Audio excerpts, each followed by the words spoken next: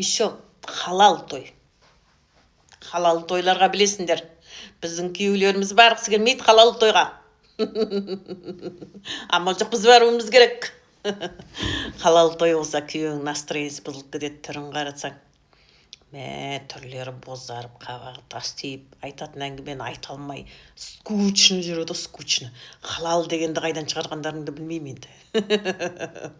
Қазір жастар әке-шешелерін тәрбиелегісі келеді, әкелеріне арақ ішкізбей, қабақтары түйіліп, халал емес па бір той дейді. Халал болса қайтып құрсын? Сендерге халал ғой. Оларға халал емес.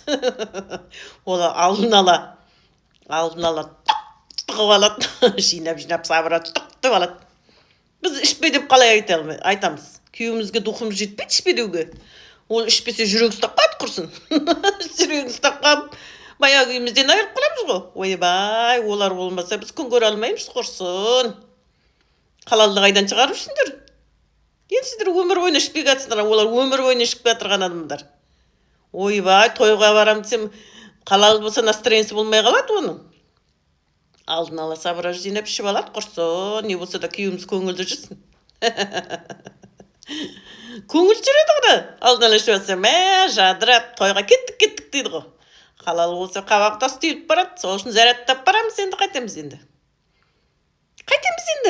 Сіздер айтсаңдар, қалай қойғызамыз күйеуімізді, сіздер білесіздер ғой. Халал қиындау енді.